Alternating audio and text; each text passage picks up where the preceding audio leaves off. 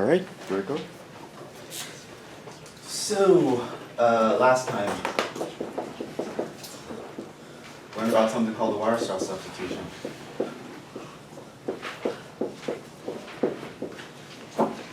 Basically letting u equals tangent of x over 2. Our du would be, of course, secant squared x over 2 times 1/2, which is 1/2 of 1 plus tangent squared. And so your dx, we saw that we could write that as 1 over 1 plus u squared du. We also saw that this induced a triangle with the angle x over 2 and opposite side u, the adjacent side 1, which means it's 1 plus u squared. And so we could figure out from that the sine of x is just going to be 2 times the sine x, sine of x over 2, which here it's going to be u over this guy, times the cosine of x over 2. So basically this is just 2u over 1 plus u squared. Similarly, we can find that cosine is going to be, well, we'd use the double angle formula. This is cosine of x over 2 squared minus sine of x over 2 squared. So it's going to be this squared minus that squared. And so we would end up with 1 minus u squared over 1 plus u squared. And by actually dividing this by that, we can find the tangent, which is going to be 1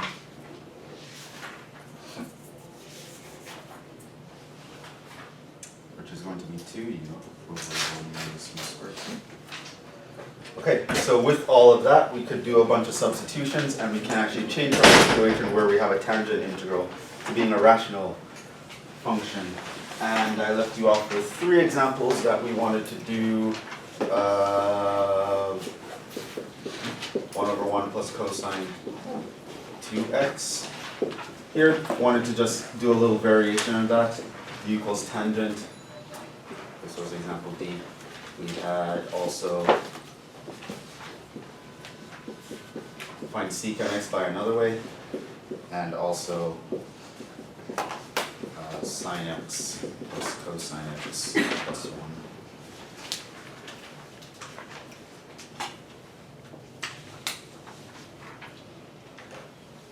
And then we moved on to some improper integrals. So let's get these out of the way. So for D, using u equals tangent x, of course your du is going to be secant squared, which is 1 plus tangent squared dx. So our dx is going to be 1 over 1 plus u squared du. From the triangle here, this times it's x. Opposite over adjacent, Pythagoras' theorem tells us that. So this also means that the cosine of x is going to be adjacent over hypotenuse. The sine of x is going to be opposite over hypotenuse. So the cosine of 2x is going to be this squared minus that squared, so I end up with 1 minus u squared over 1 plus u squared. Plugging all that into our integral, we would end up with 1 over 1 plus cosine 2x, which is this, times 1 over 1 plus u squared du. And simplify this guy by multiplying the denominator by that. We're going to have 1 plus u squared plus 1 minus u squared du. The u squares actually cancel. We only have to integrate 1/2. So that was nice. Here we have u over 2 plus c. And our u was actually tangent.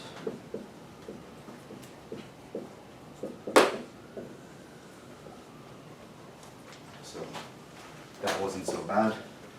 Of course, the alternative here, if we didn't know about the Weierstrass, we would have multiplied by 1 minus cosine over 1 minus cosine. That will turn the denominator into the 1 minus cosine squared of 2x, which you could collapse into a sine squared of 2x and then finagle the trig functions. You'll eventually do a u substitution, which you'll eventually get to that answer, but this is pretty nice, pretty neat. Hopefully there are no questions there. Secant, we actually already know how to integrate this guy. You might have recalled that we kind of multiplied and divided by this random thing. We multiplied and divided by secant x plus tangent x over secant x plus tangent x, and that was because we saw that if we multiplied across the numerator, we would get secant squared plus secant tangent, which is actually the derivative of the denominator. But let's say you didn't have such insight. One way that you could go about finding the integral of secant x is to use the Weierstrass substitution. And since probably finding the integral of the trig function was difficult for you, changing it to a rational function might be something that you thought of, and it doesn't require you to multiply and divide by some mysterious function. So an alternative for this guy is to just actually supply a Weierstrass substitution. So the secant is going to be 1 over the cosine, so I can in fact replace this guy with 1 plus u squared over 1 minus u squared, and my dx is going to be that.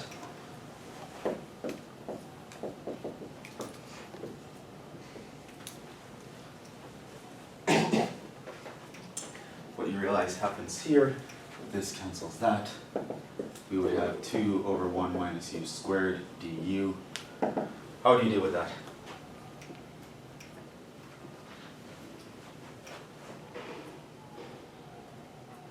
Partial fraction. Partial fractions.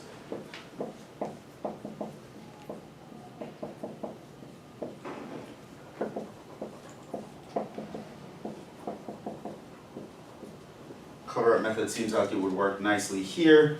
U equals 1 makes this 0, cover that up, plug in u equals 1, you would get 1. U equals minus 1 makes this 0, cover that up, plug in u equals minus 1, you again get 1. The integral here is going to be minus ln of 1 minus u plus ln of 1 plus u in absolute values plus c, which we can write as ln of 1 plus the u, which is tangent of x over 2, divided by 1 minus the u, which is tangent of x over 2, plus c. That is actually the integral of secant. Now, of course, the challenge is how do we know that that's actually the same guy? So you might recall, the integral of secant that we derived by previous means was actually the ln of secant x plus tangent x. Did anyone see why this was equivalent?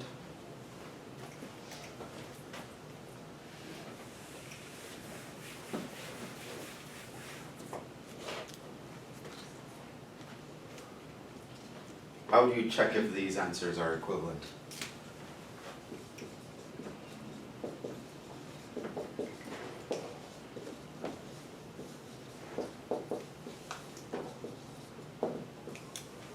Ideas, what would you try?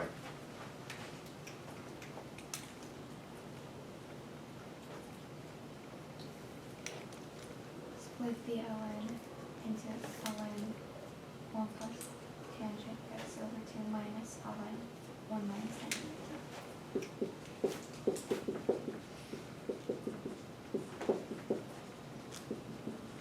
You can split this. Okay, and then what?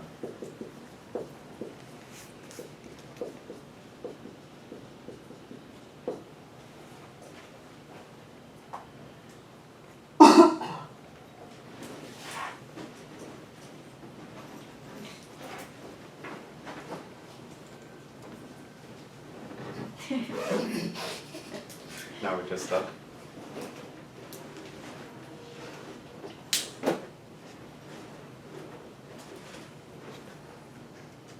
Remember, for sometimes getting the squares of the trig functions are convenient because those guys appear in the Pythagorean identity. So like if we can get a 1 plus tangent squared, that would be nice, or at least a tangent squared, or a sine squared, or a cosine squared, or something similar to that, that would be nice. So one way you could actually do this, let me just write u instead of the tangent x over 2, just to be nicer. So one way, if I have ln of, let's say it's 1 plus u over 1 minus u, one way I can try to get some squares in there.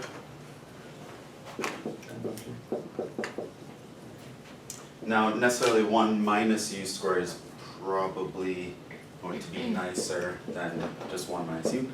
So I'd probably multiply by 1 plus u over 1 plus u.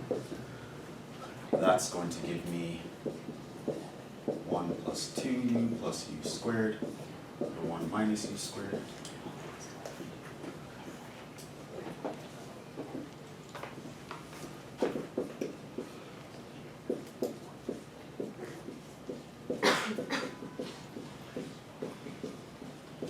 I split it up that way. Why did I split it up that way? Because I kind of saw right here that that's my guy here with the denominator 1 minus u squared. Now in fact the secant is going to be the 1 over cosine, so that's just flipping that upside down, and that's what I have here. So this here is the tangent, this here is the secant. So this is in fact the same thing.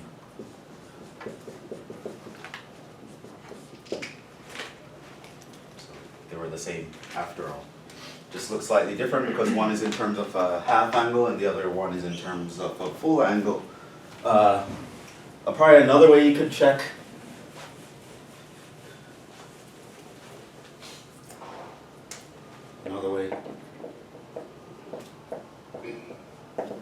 is just to differentiate.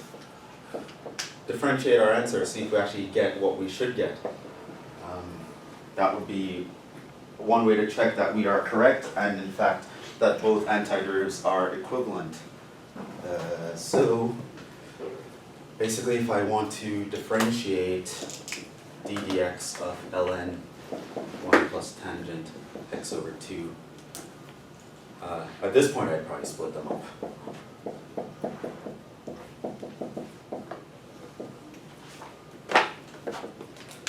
Derivative of this is going to be what?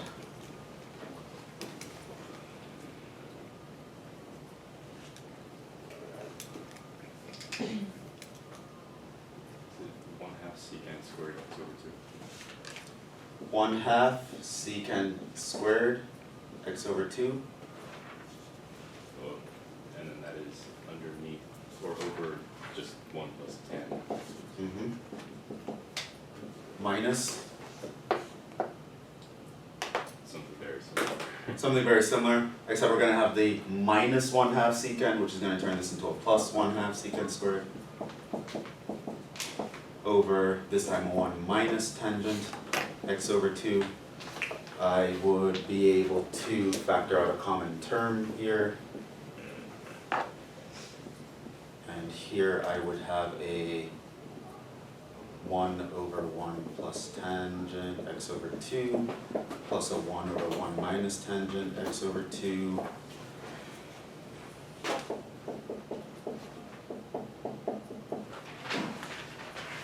Can add these, do the cross multiplication thing.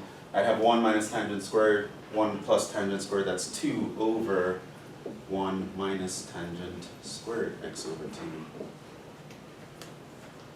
And then I would have the secant squared, I can write 1 over cosine squared. This I can write 1 minus sine squared over cosine squared.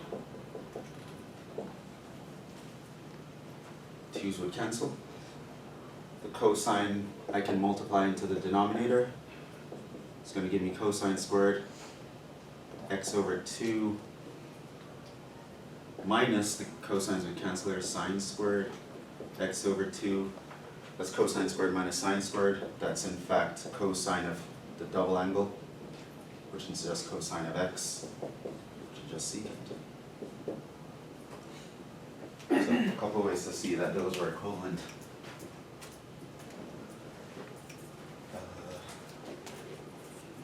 Don't want to put maybe put 2 exclamations. Exclamation means something. I think a double exclamation is safe.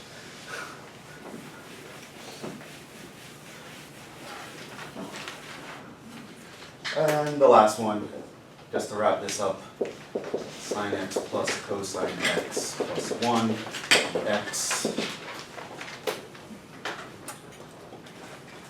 Applying the Weierstrass substitution, I'm going to replace sine with this guy, and cosine with that guy, and the dx with that guy.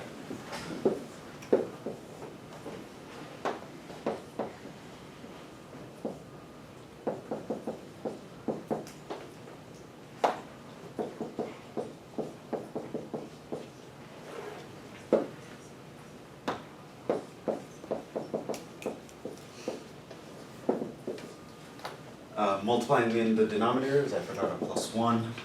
I would have 2u plus 1 minus u squared plus 1 plus u squared minus u squared plus u squared. I would end up with 2 over 2u plus 2 du, which is common 2 here, which is going to be your ln of u plus 1.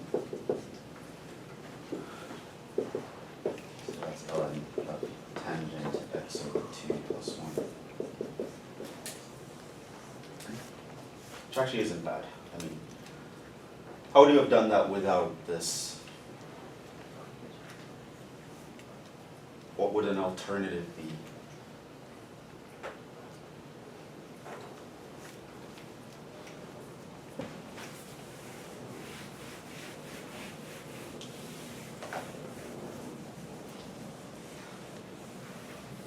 Anyone see an alternative way to tackle this?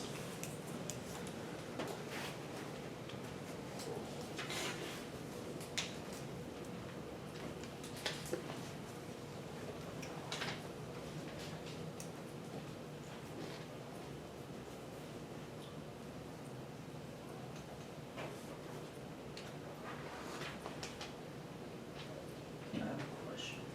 Yeah. When you substitute for sine x, Mm-hmm. is it supposed to be 2u over radical 1 plus u squared? No. Because if the u is tangent of x over 2, that means here your angle is x over 2. That's opposite over adjacent. That's the radical 1 plus u squared here. Now if you look at the sine of x, that's really the sine of 2 times x over 2. Using the double angle formula, that's 2 sine of x over 2 cosine of x over 2. So that becomes 2 times the sine of x over 2 is opposite over hypotenuse. Cosine of x over 2 is adjacent over hypotenuse. And the So the two radicals kill each other, and you just have 2u over 1 plus u squared. Thank you. Yeah, the half angle makes that, gets rid of the radical. That's why they did a tangent of x over 2 as opposed to just a tangent of x. Right, so, yeah, it's not to make it complicated, it's to actually get rid of the radical. Yeah, at that part, how did you get like cos x when you subtracted like cos squared x by 2 minus sine squared x by 2? How did you get cos x at that part? Secant squared is 1 over cosine squared. Okay. Then this cosine distribute across this. Cosine squared times 1, gives you the cosine squared. Cosine squared times this, the cosine squares cancel, leaves me the sine squared. Other questions? No, why is it cosine x? Huh? Why is it cosine? That's the double angle form for cosine. Oh, Cosine of 2x is equal to cosine squared x minus sine squared x.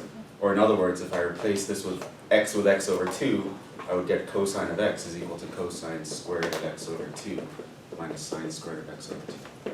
So I just applied that here. Other questions?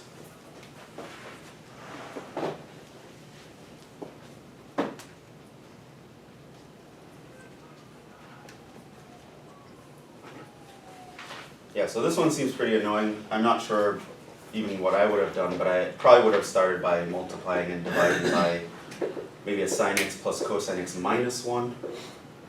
So I can get the sine x plus cosine x all squared minus 1, and the sine x plus cosine x all squared is going to split up into sine squared plus 2 sine x cosine x plus cosine squared.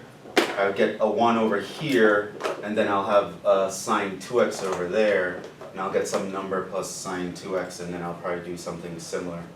But it's going to be messy either way. Probably would have done a Weierstrass at some point later, but yeah, with a Weierstrass substitution, this is a few lines. It's actually not a big deal. So that's it. Kind of like the reverse of a trig sub. Yeah. Use trig to destroy the trig. Yeah, like Thanos. Use the stones to destroy the stones. You know what I mean? Like, oh my God, there's a trig integral. Use this trig substitution and use trig to kill the trig. Yeah, it's a very convenient thing a lot of the times.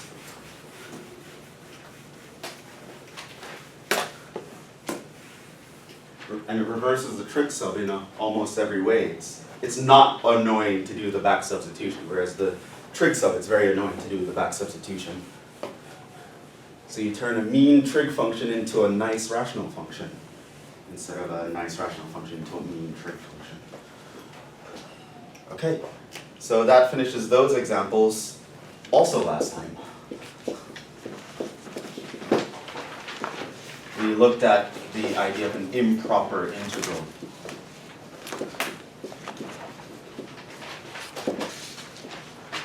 So this is an integral where 1 f of x is not defined at finitely many points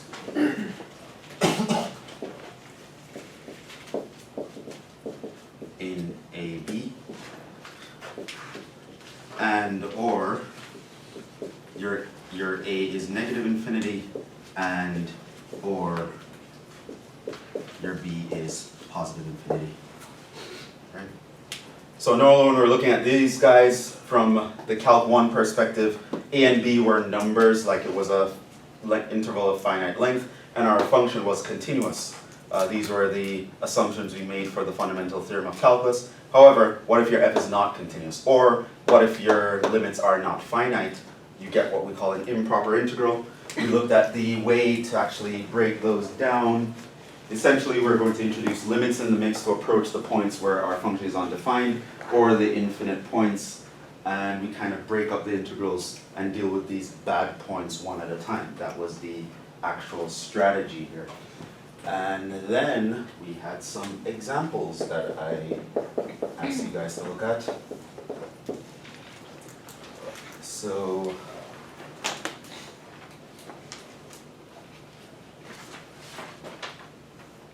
there are some examples where we just had to break up the integrals in the proper way. And now let's actually compute.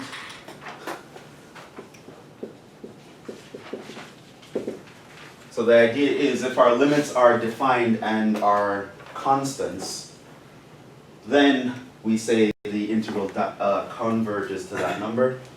If not, we say it diverges.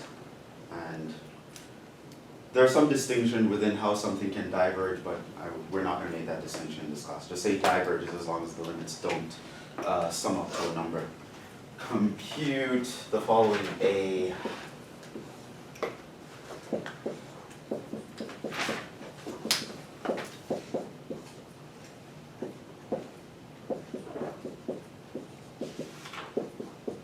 And we are going to see a little bit later some applications of improper integrals. You might wonder why we even care about these guys in the first place.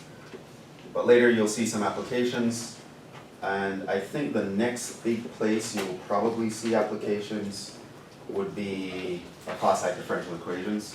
You'll have improper integrals to define a lot of things, which if you're math, physics, or chemistry, differential equations would be a very useful thing to know about. and also f. 1 to infinity, 1 over x to the p dx. When is this defined? Should say when converges. Okay, so those were the examples.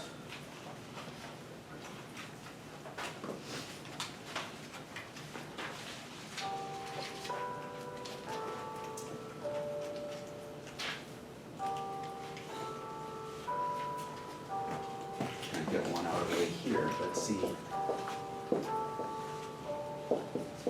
Okay, so how do we actually deal with this? Split it up. Split it up so that, what's the goal when you're splitting it up? What do you need to happen? There's only one bad point. One bad point per integral. What are the bad points here? 1 in infinity. 1 isn't a bad point. Oh yeah, just infinity. Right. Well, technically x equals 0 and where the a equals infinity would be the bad point, but this one does not apply here.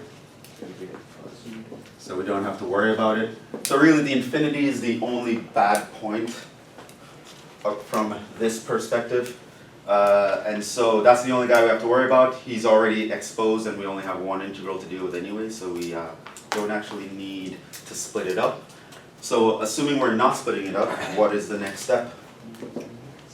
Set up a limit. You set up a limit to approach the bad point.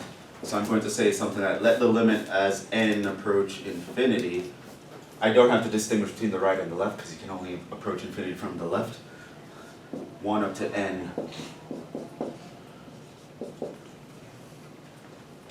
Now, what you're going to do is you're going to ignore the limit for a while. You're going to figure out what this integral is just by previous Calc 1 means. And or Calc 2 means, depending on what the integral looks like. So the limit's going to stay out here. How do I integrate 1 over x squared?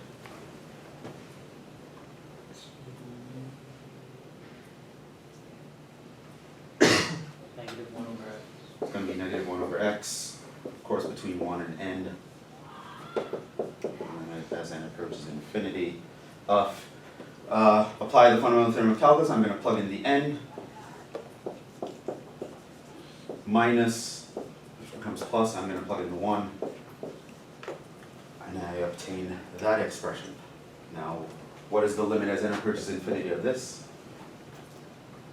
0. This part is 0. That's One. So it's 1. And so you would say it converges. This converges to 1. It's okay to put 1 exclamation there. 1 factorial is in fact 1. So, there we go. In other words, what we're saying is, if you look at the graph of 1 over x squared, and you start at 1, and you want to measure the area starting at 1, going on forever, it adds up to 1. There's only 1 square unit of area under that curve.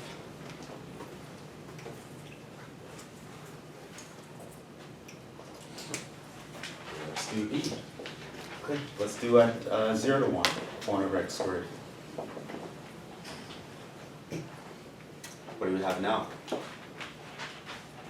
5 points. 0. The 0 is the only bad point here. 1 over x squared is defined everywhere else. And again, it's the only bad point on the interval 0 to 1. So first you want to find all points on the interval where your function is undefined.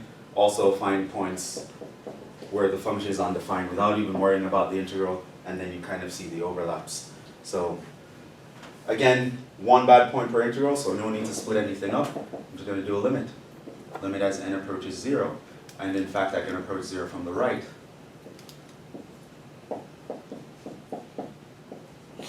How do I know I'm approaching 0 from the right? Well, I'm on the interval 0 to 1.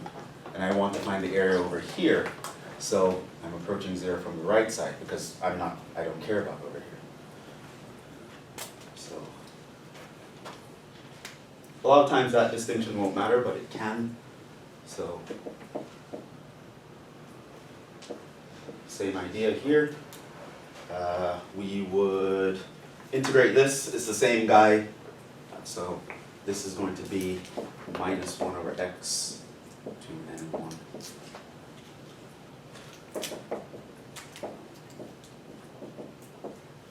Plug in the 1, minus, plug in the n.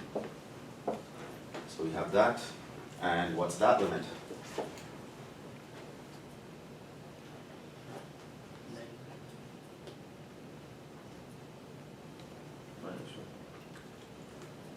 So -1 minus infinity. -1 Plus infinity. plus infinity. So this actually is positive infinity, and so we say it diverges. This area goes off to infinity, right? So from 1 to forever has a finite area. However, if I'm measuring from 0 to 1, going off that way, that is an infinite area, right? So kind of tells you how serious division by 0 can be, if you want to worry about that. Yeah, we can plug in infinity, we can make sense of that, but dividing by 0, it's kind of, yeah, that's kind of really, really bad. Diverges.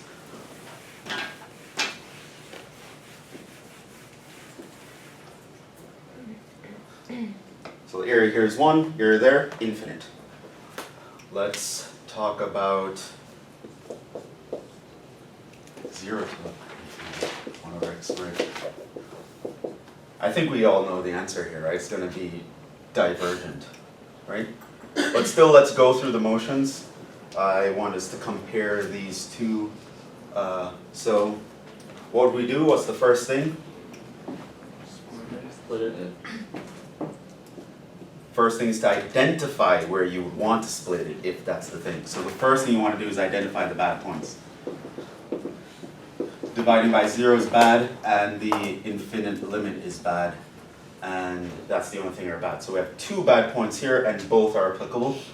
I have both of them on the integral, so I do want to split it so that the 0 and the infinity are separated on separate integrals.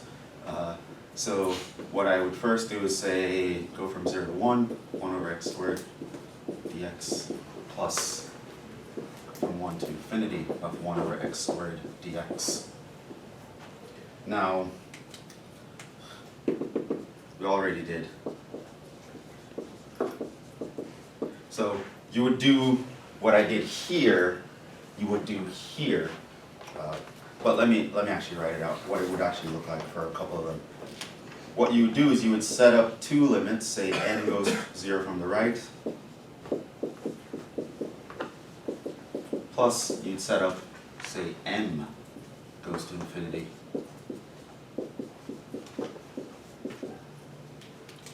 And then, did before, very similar to what we did before, just literally replace m with n everywhere.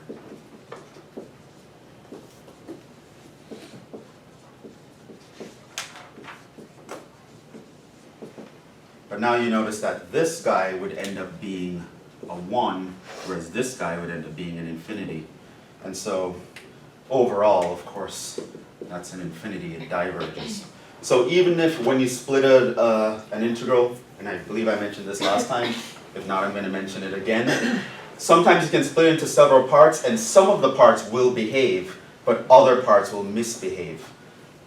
Once any one part misbehaves, you consider the whole thing a wash, and yeah, it diverges.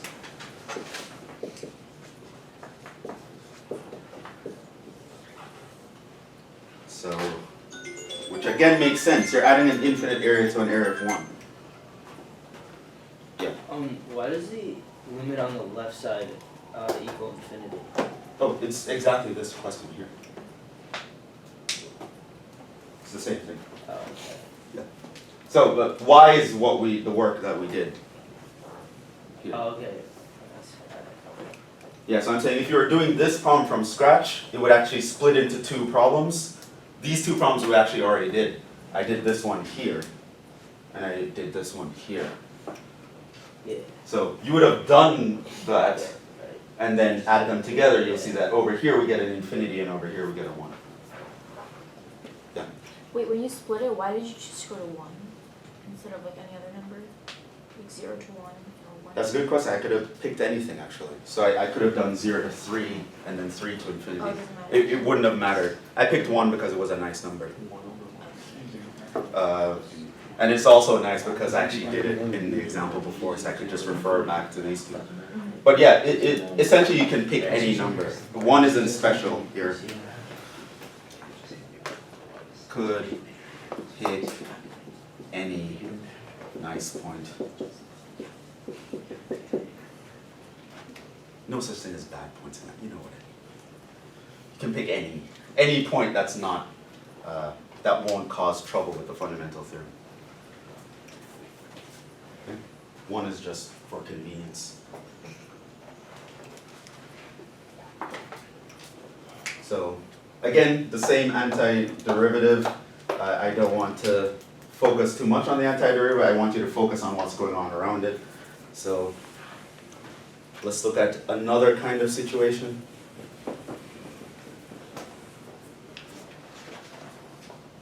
So, I want you to see the various situations we can be in. Here, one bad point where there's an infinite limit. Here, one bad point where both are finite limits. Here, two bad points where there are infinite limits. Here, one is a finite limit, one is an infinite. Here's two bad points with both infinite limits, and so on and so forth. Or no, D has even more. How would D look?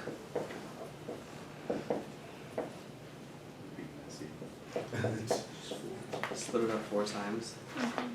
So, again, first thing you do, this is the strategy for improper integrals.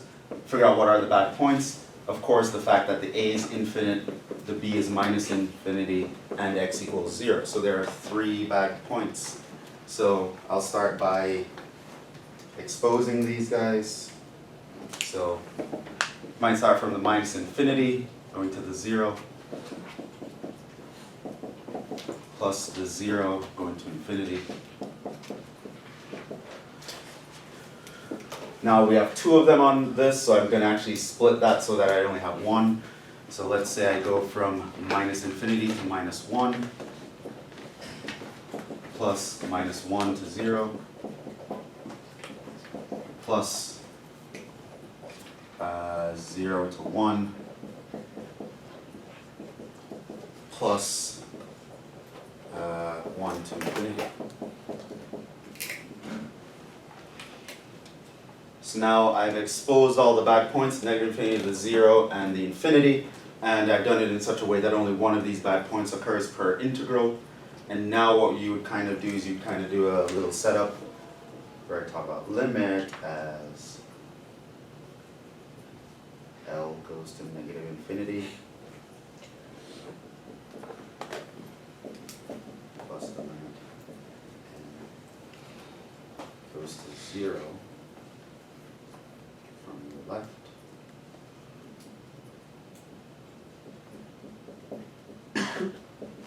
plus the limit as N goes to 0 from the right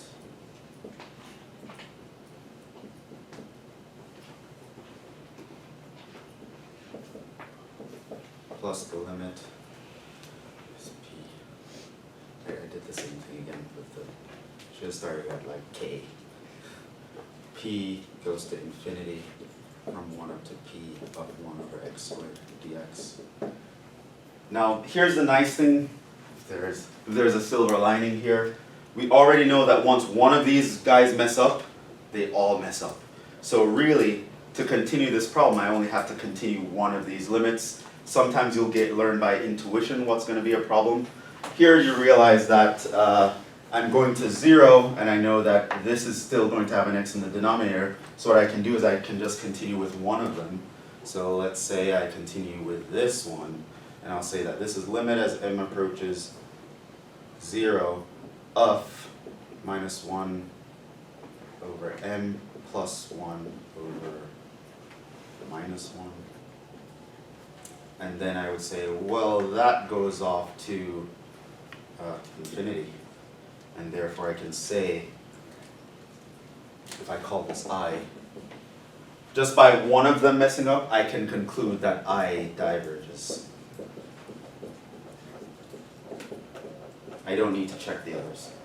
So sometimes if you can kind of eyeball it and you can kind of see that there's going to be a problem with one of these guys, you can only work on that one. So they all have to behave for the sum to behave, but any one of them messing up messes up the whole thing.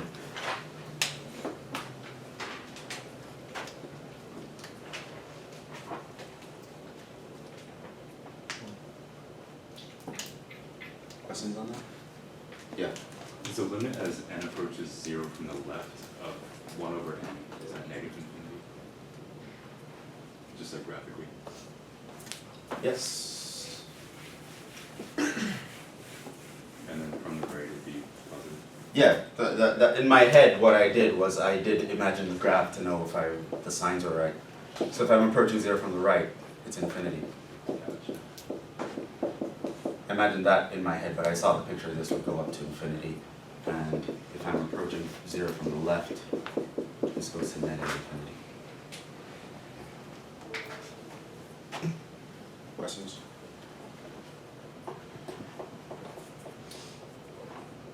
Let's do a slightly different one. E.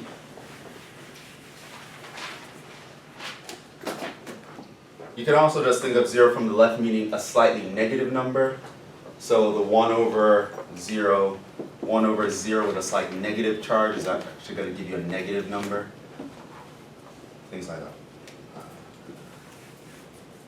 But for something more complicated, I'd probably think in those terms. Just, oh, this is going to be slightly negative, but for like this particular thing, 1 over n, I just think of the picture.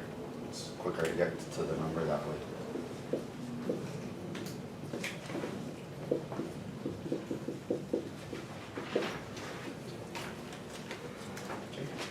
What's the first thing we do? Check for bad. Check for the bad points. What are they? A equals infinity. A equals infinity. What about this? Where's this undefined? Nowhere. It's always defined, right? The denominator is never going to be 0 for that function. Unless you're a complex number, but we don't actually care about that. Well, let's continue. So, the only thing I have to worry about here is the limit as n approaches infinity. 0 to n.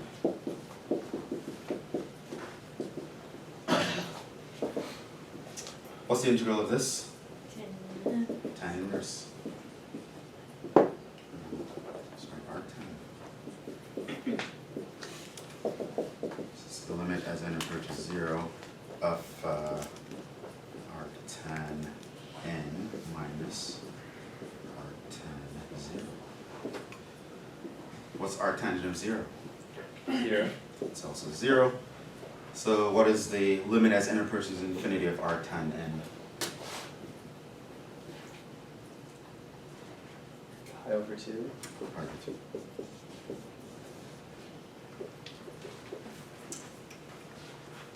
So this converges.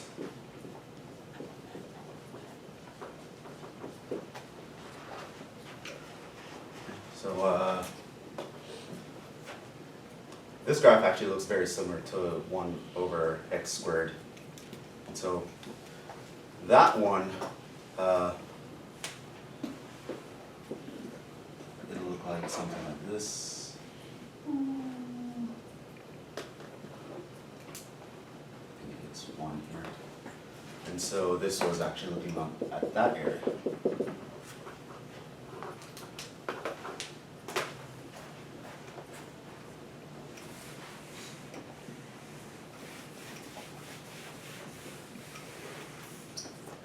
Now, be warned, I'm using simple examples here to kind of just show you how we approach these problems, but fair warning, the limit here doesn't have to be nice. You might have to use L'Hopital's rule or some sophisticated limit finding technique. So you should definitely review limits. So quickly review, make sure you review limits, how to compute them, all that stuff, including using L'Hopital's rule.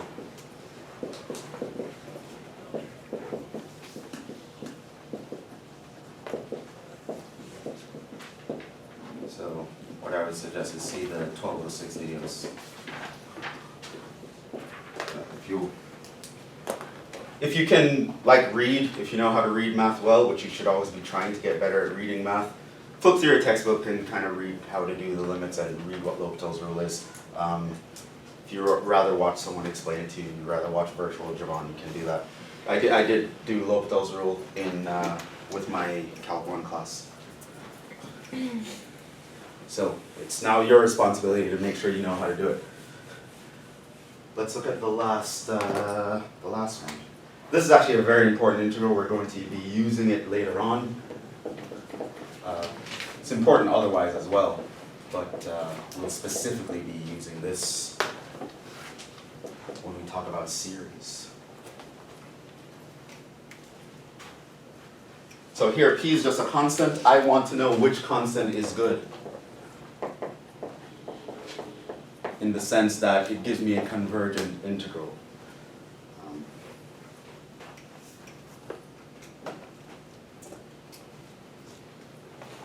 Now, right away,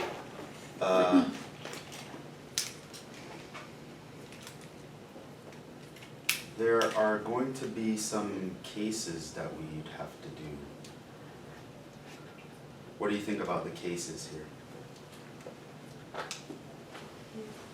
P is a negative, P is 0, P is a fraction. Okay. Well, negative, 0, or positive? Yeah. So the case that p is 0, okay. I think there are more cases than that, but as we go through you might see. So let's look at some cases. So let's look at p less than 0, p equal to 0, p greater than 0. Now, one thing, let's just mention it now. Let's look at, say, there are cases that this would split into. Because there's one of the forms 1 over x that is x to the p that's dealt with differently than the others. Which is? Fraction. I mean, think in terms of the antiderivatives. You see something like 1 over x to the p, what are the possibilities? In terms of the antiderivative.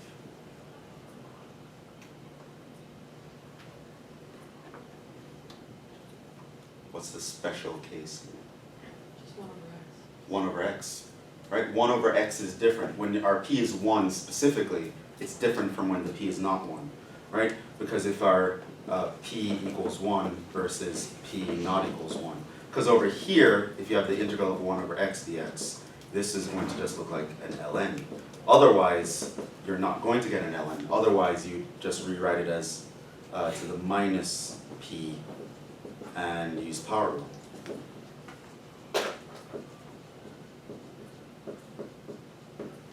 So p equals 1 is also something I think we should keep our eyes on.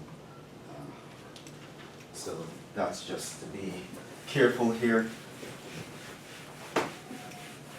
So you see the 1 over x to the something, you should worry about whether the something is 1 versus not equals 1, because it's actually dealt with in 2 different ways. So now, let's look at the cases. Case p less than 0. What we can do is say set p equals minus k, where k is positive. It's just to be suggestive. Then our integral of 1 to infinity of 1 over x to the p dx is going to be equal to 1 to infinity of 1 over x to the minus k dx, which is going to be 1 to infinity of x to the k dx, where k is a positive number.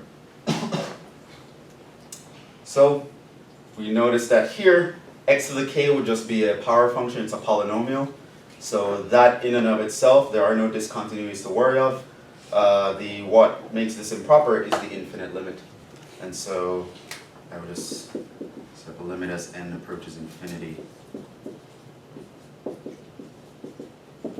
What we would get here is x to the k plus 1 over k plus 1. As n approaches infinity. So I would plug in n for x, so I get n to the k plus 1 over k plus 1 minus plugging 1 for x, 1 over k plus 1. This guy, as you can see, is going to misbehave. So that's going to infinity, and it's raised to a power that's larger than 1. So we diverge in this case.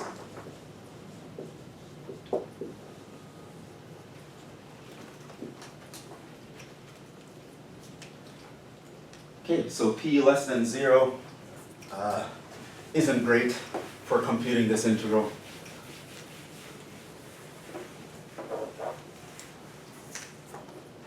Okay, let's try something like p is greater than 0.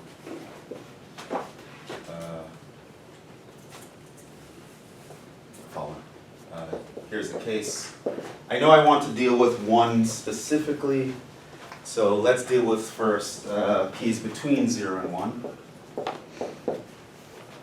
P.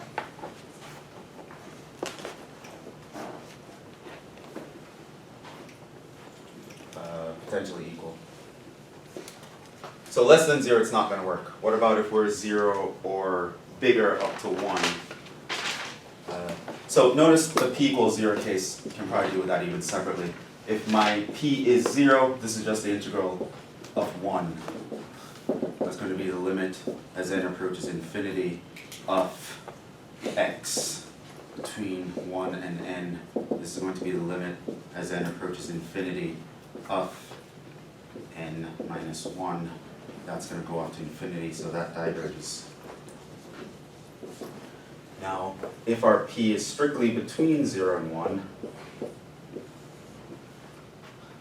what would that look like? I could say something like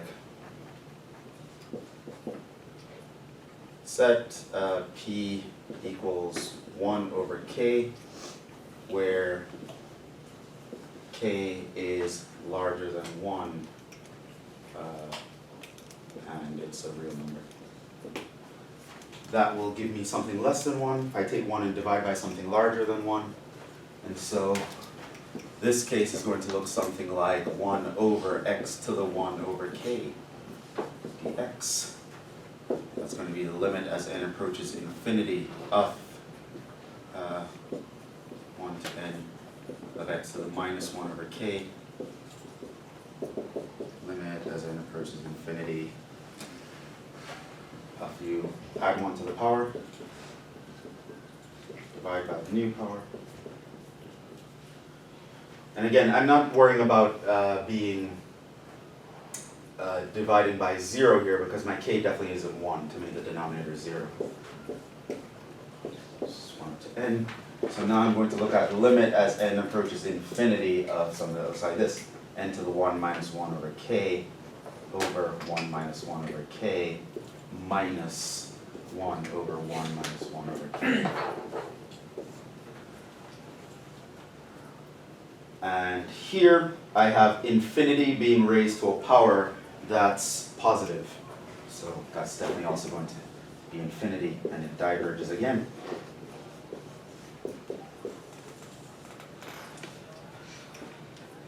So it diverges if we're less than 0, it diverges if we're 0, it diverges if we're positive but less than 1. What about equals to 1? We know that's a separate case. P equals 1. this means I have the integral of 1 to infinity of 1 over x dx. This means I have a limit as n approaches infinity of 1 to n 1 over x dx. This means I have a limit as n approaches infinity of ln of x to 1 and n. This is the limit as n approaches infinity of ln of n minus ln of 1, which is 0. And knowing how the log graph looks, it goes like that. This is going off to infinity, so it diverges again. Does this guy ever work? Starting to lose hope. But there's one last chance. So we're going for it. What if our p is greater than 1? So, I would have 1 to infinity of 1 over x to the p, where my p is larger than 1. So this would look like the limit as n approaches infinity of 1 up to n of x to the minus p. And I would add 1 to the power, divide by the new power.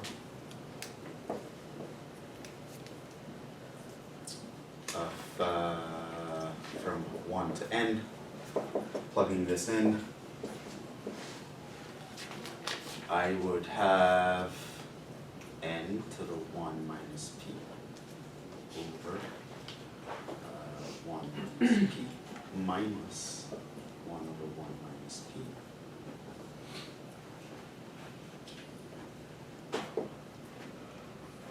Okay, what is this?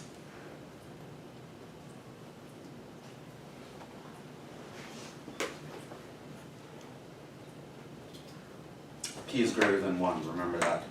So the power here is actually negative. So it's going to be 0. So this just becomes 1 over p minus 1. And that's a real number because our p is not 1, so I'm not dividing by 0. Yes! Converges, finally. I should probably put this in all uppercase.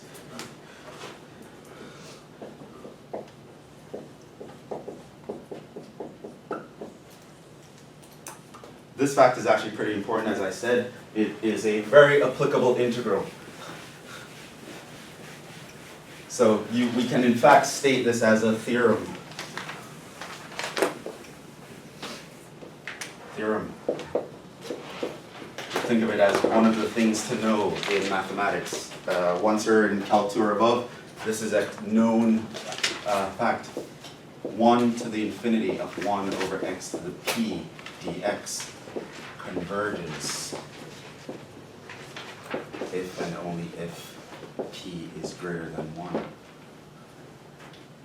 Basically, that's what I'm saying is that this will diverge otherwise.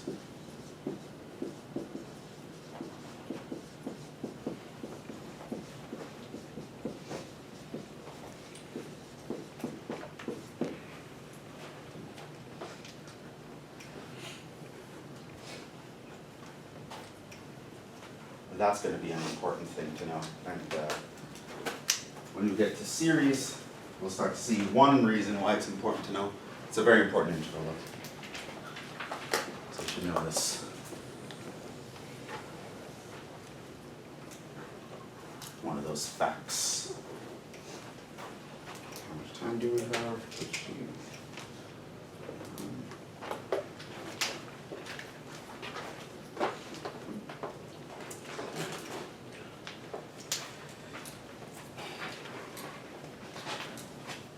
Yes. Does it always converge to 1 over 2 minus 1? Yeah. But in most cases, you're not even going to need to know the value. Just knowing it converges is going to be very useful. One reason why it's going to be useful is for what I'm going to mention right now. Later on in the semester, we'll see other reasons why knowing that is useful.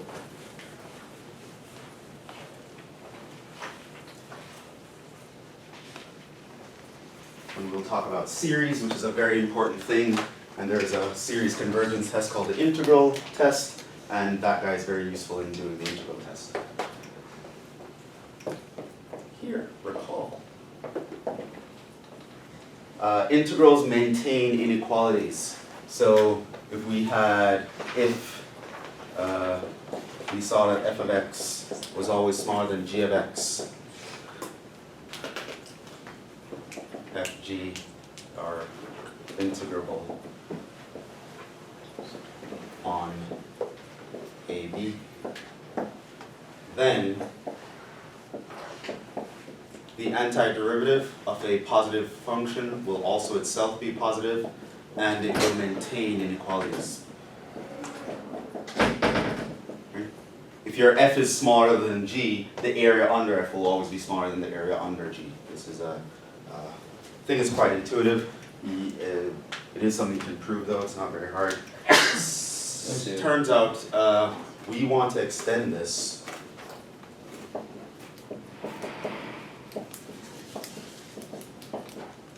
to intervals of the form a to infinity. Let's extend it, let the b be unbounded, and this leads to, it turns out it does extend to infinity in a very natural way. I'm not going to prove it, but it leads to a very important fact called the comparison theorem.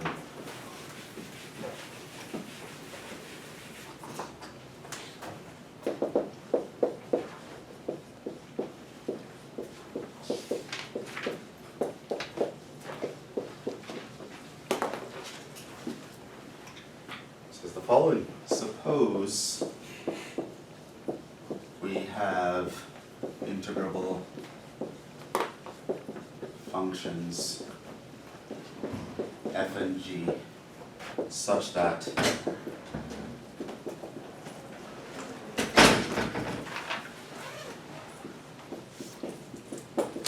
f is always bounded above by g.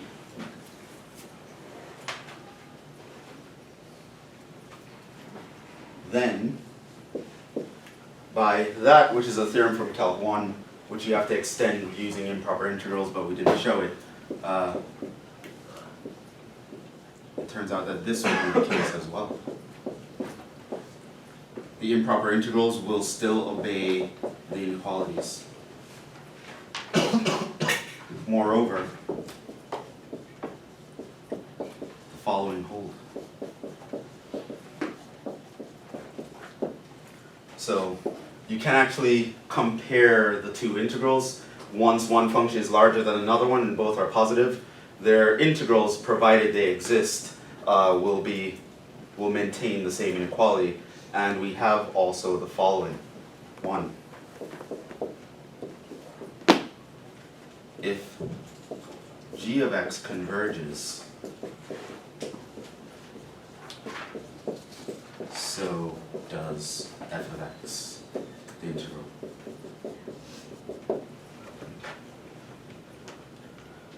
So I have two positive integrals. If this stops at a number, it forces this one to stop at a number.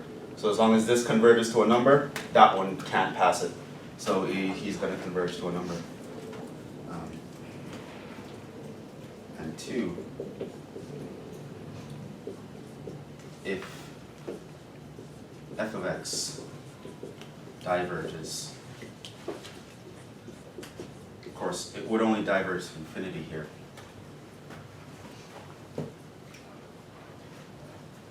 then so does g.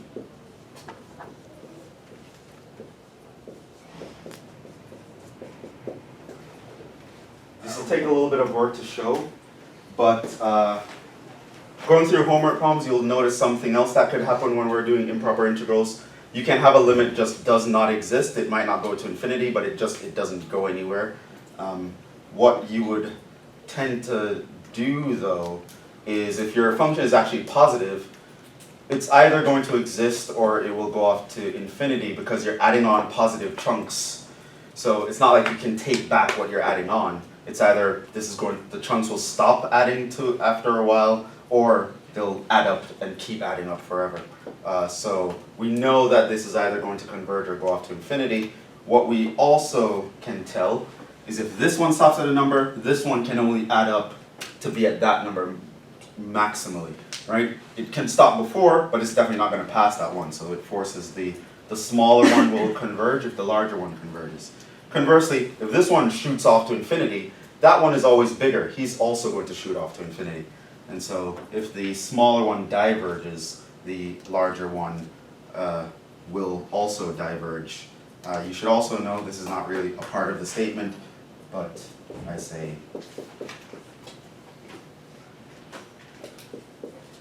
this theorem gives no conclusion otherwise.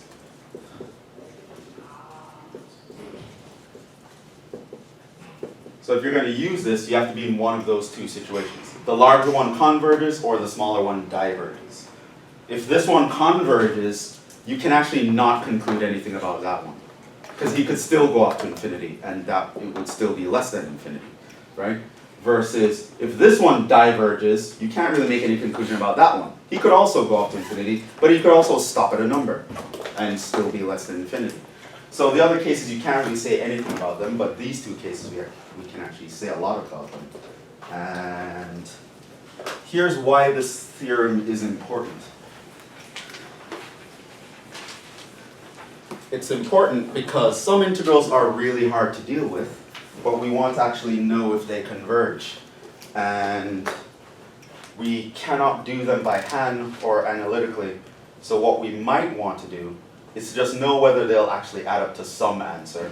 And then we can start to approximate that answer, which the next topic we do, we'll talk about that, some more ways of approximating integrals. And we'll do even more ways of approximating integrals when we see series. But what is powerful about this, it allows us to talk about whether something converges or diverges without actually being able to compute the integral.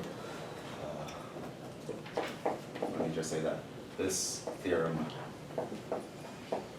allows us to know whether some integrals converge,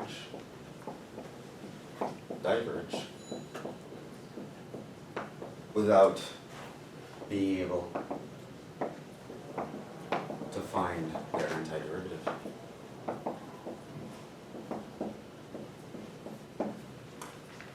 We just need to be able to compare it to something.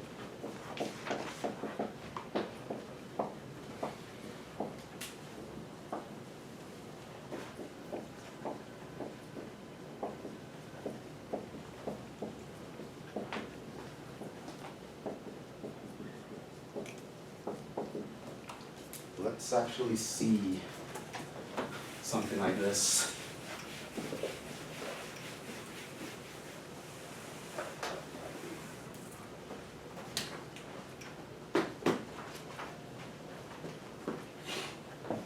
Example.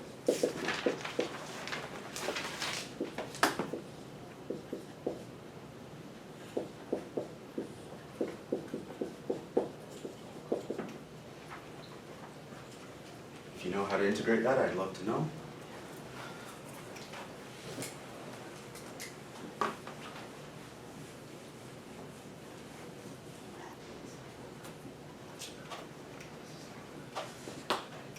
So look at that guy.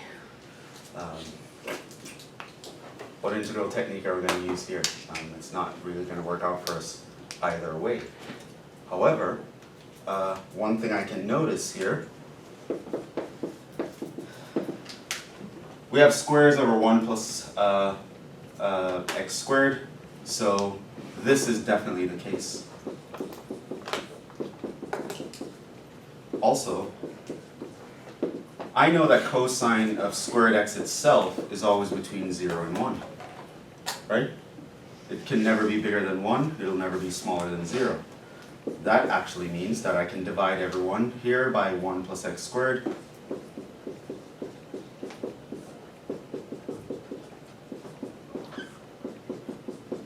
And that will always be true.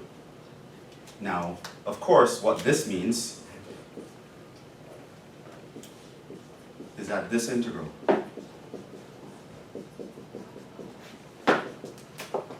is going to be smaller than this integral.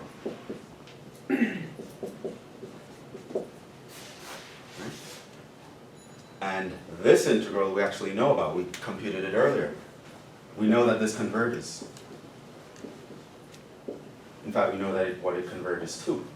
It converges to pi over 2. Which means that I have this guy where I'm just adding chunks of stuff. It's definitely going to be a number larger than 0, so it's just adding up. But it can add up to more than pi over 2. So I can tell you, this guy, I can tell you, I converges without even knowing how to do the integral. And I can just say by the comparison theorem.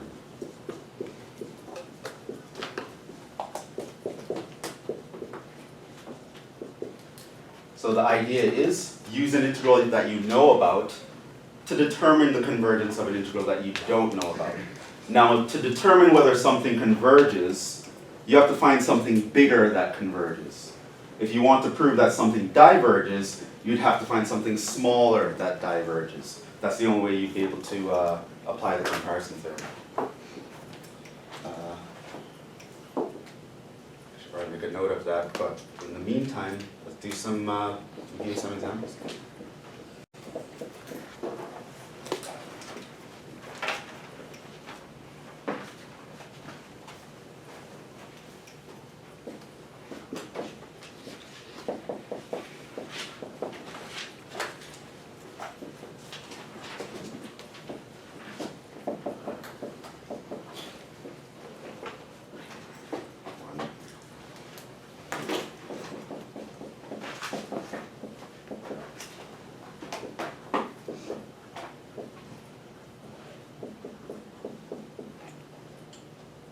So I just want you to hear determine convergence. I don't necessarily care if you get the actual specific number or not, in which case you probably wouldn't want to have to go through the trouble.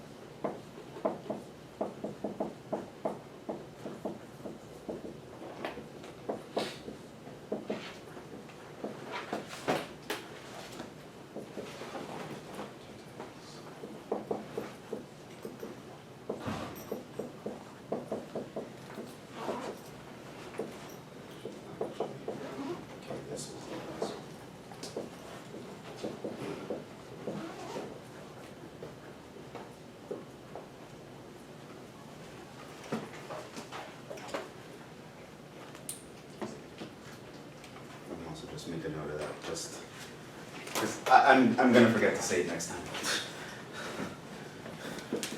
To show convergence, find a larger integral that converges.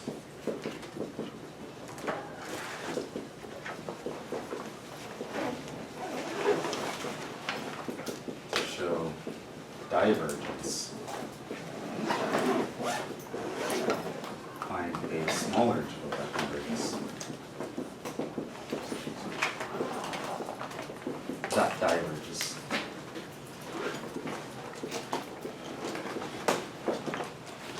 That we can use comparison theorem. You can't really apply it in any other context, so you have to be careful. You'd have to be able to judge who's bigger than what.